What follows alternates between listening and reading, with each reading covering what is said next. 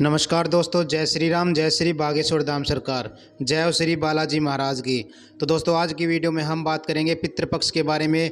आखिर पितृपक्ष के दिनों में या श्राद्ध के दिनों में हमें कौन सी वस्तुएं बिल्कुल भी खरीदनी नहीं चाहिए, नई वस्तुएं घर में नहीं लेकर आनी चाहिए।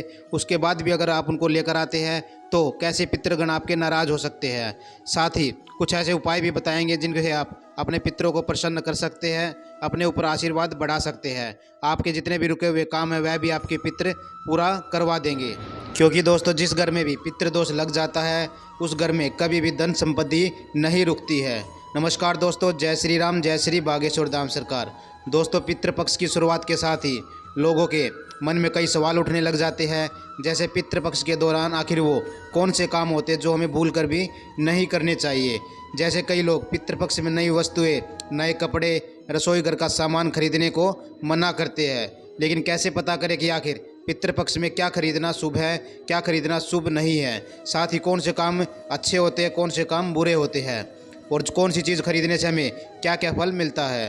तो आखिर पितृपक्ष में इन्हें ना खरीदने के लिए पीछे क्या कारण बताया गया है। साथ ही लोग यह भी जानना चाहते हैं कि पितृपक्ष में कौन कौन से कर्म किए जाते हैं, इनके क्या क्या फल मिलते हैं।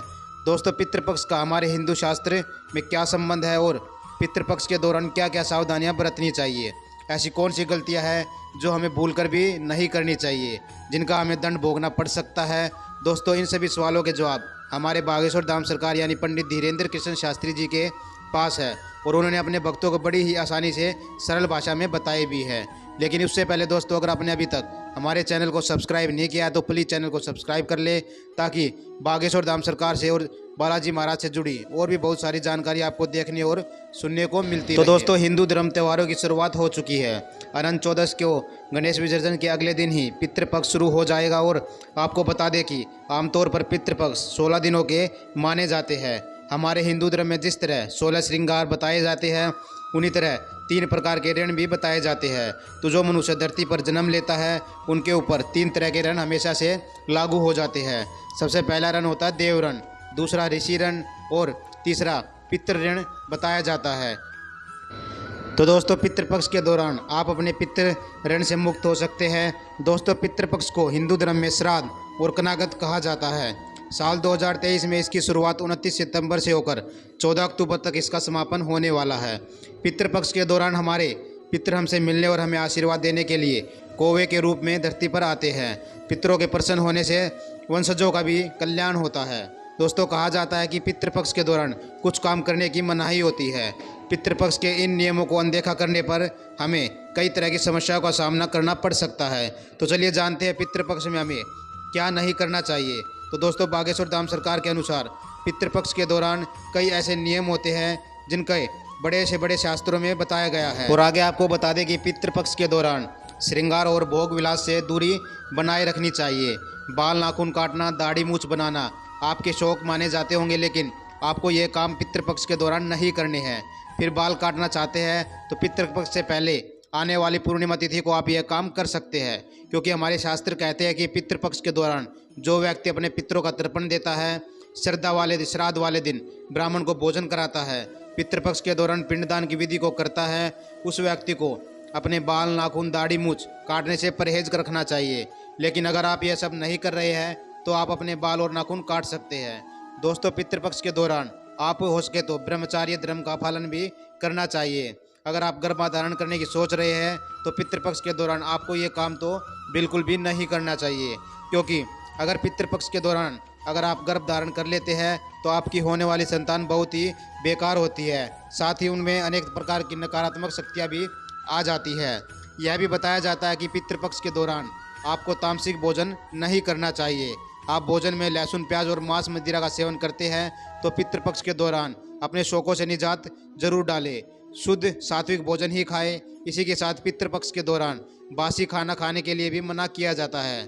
कहा जाता है कि अगर आप पितृपक्ष में तामसिक भोजन खाते हैं और आपकी बुद्धि मलिन हो जाती है, आपके घर में ग्रह क्लेश बढ़ जाता है, आपके घर में सदस्यों पर नकारात्मक ऊर्जा का प्रभाव भी हो सकता है। आगे आपको बता दें कि पितृपक्ष के दौरान प्याज, लहसुन, मदिरा किसी भी प्रकार के भोजन करने से हमारे पितृ हमसे नाराज हो जाते हैं, और पितरों का नाराज होना हमारे परिवार और वंशज के लिए बहुत ही खराब माना जाता है।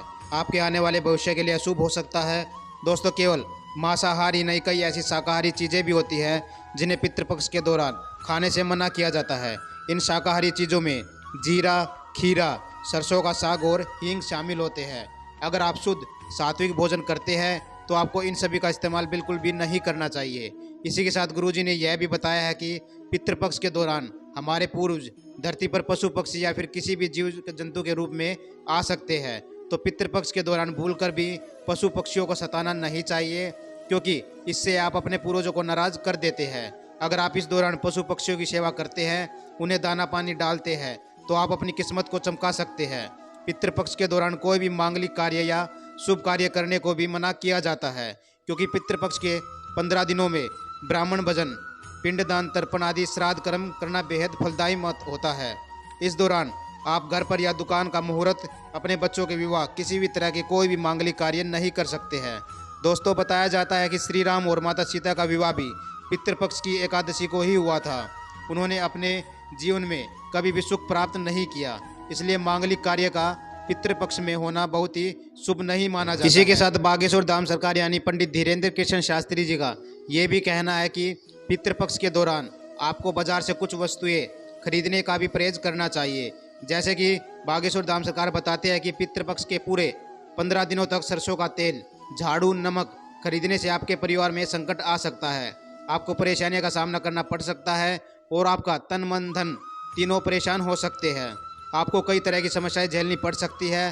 पितृपक्ष के दौरान लोहे से बनी कोई भी सामग्री हमें खरीदनी नहीं चाहिए, क्योंकि इससे घर पर नकारात्मक ऊर्जा बढ़ने लग जाती है, साथ ही घर की सकारात्मक ऊर्जा चली जाती है। साथ ही ऐसा करने पर व्यक्ति कई तरह की परेशानियां, समस्याओं में घिर जाता है। और आगे आपको बता दें कि पितृपक्ष के समय नए कपड़े, गहनों की खरीदारी भी करना शुभ नहीं माना जाता है। वहीं अगर इन कपड़ों का दान किया जाए तो उससे पितृ हमारे खुश हो जाते हैं और साथ ही आपको सुख समृद्धि का आशीर्वाद भी देते हैं। इसी के साथ गुरुजी यानी बागेश्वर धाम सरकार कहते हैं कि पितृपक्ष के दौरान महिलाओं को भी विशेष सावधानियां बरतनी चाहिए। जैसे कि अगर आप अशुद्ध हैं या फिर आप माहवारी से हो गई है, पितृपक्ष के दौरान ब्राह्मण के लिए भोजन आप बिल्कुल भी ना बनाएं। इससे आपके पूर्वज क्रोध में आ जाएंगे और आपको उनका क्रोध सहना पड़ेगा, क्योंकि यह आपके पूर्वजों का अपमान होता है। साथ ही पितृपक्ष के दौरान जब भी महिलाएं ब्राह्मण का भोजन बनाती है तो उसके दौरान अपने सर के बालों को ढककर या बांधकर ही खाना बनाना चाहिए। ध्यान रखना चाहिए कि आपके द्वारा बनाए गए भोजन में भूल से भी बाल न गिर जाए, क्योंकि बाल गिरा हुआ भोजन बहुत ही खराब माना जाता है और बेकार माना जाता है। पितृपक्ष के दौरान हर रोज़ आपको नवग्रह जरूर निकालनी चाहिए। इससे नवग्रह निकालने से, ऐसा करने से आपको बहुत ही ग्रह शांति मिलेगी और पूर्वज भी आपके। इसके लिए आपको सुबह स्नान करने के बाद अपनी रसोई घर में चूल्हा जलाना है। 2 रोटी बनाकर उस पर गुड़ या चीनी रखकर गौ माता को खिला देना है। ऐसा करने से आप अपने पितरों को प्रसन्न कर सकते हैं, उनकी कृपा भी प्राप्त कर सकते हैं, उनका आशीर्वाद प्राप्त कर सकते हैं। और इसी के साथ जब आप श्राद्ध करते हैं तो आपको गाय, कुत्ते और कोए के लिए भी अलग से भोजन निकालना चाहिए। उसके बाद ही ब्राह्मण को भोजन कराना चाहिए, क्योंकि पितृपक्ष में हमारे पितृ किसी भी रूप में आ सकते हैं, हमें अपने आशीर्वाद दे सकते हैं और हमारे घर पर आ सकते हैं। तो हमें जीव जंतुओं को सम्मान जरूरी करना चाहिए, किसी को भी परेशान नहीं करना चाहिए। साथ ही पितृपक्ष में ब्राह्मण को दान दक्षिणा भोजन कराना भी आपके जीवन में सुख शांति लेकर आता है। दोस्तों ये जो बातें जो बागेश्वर धाम सरकार ने पितृपक्ष के संबंध से हमें बताई है, आपको ध्यान रखना है कि आपको कौन सी बातें करनी है, कौन सी नहीं करनी है। तो दोस्तों आज की वीडियो में हमने आपको बताया कि आपको कौन सी ऐसी वस्तु है जो बिल्कुल भी गलती से नहीं खरीदनी है पितृपक्ष के दिनों में या श्राद्ध के दिनों में। अगर आप उनको घर पर लेकर आते हैं तो आपका बुरा निश्चित है, क्योंकि पितृगण आपके नाराज़ हो जाएंगे, आपका कोई भी काम कारोबार नहीं चलने देंगे, क्योंकि जब तक वे खुश नहीं होंगे घर में बरकत नहीं आती है, घर में बढ़ोतरी नहीं होती है। तो आपको ध्यान रखना है कि कौन सी वस्तु आपको खरीदनी है, कौन सी वस्तु आपको नहीं खरीदनी है। दोस्तों आज की वीडियो में बस इतना ही। वीडियो आपको कैसी लगी कमेंट बॉक्स में ज़रूर बताइएगा। साथ ही वीडियो को लाइक और शेयर करना ना भूलें, चैनल को सब्सक्राइब जरूर कर दें। जय श्री राम, जय श्री बागेश्वर धाम सरकार, जय हो श्री बालाजी महाराज की, जय हो श्री सन्यासी बाबा की। ओम पितृदेवाय नमः।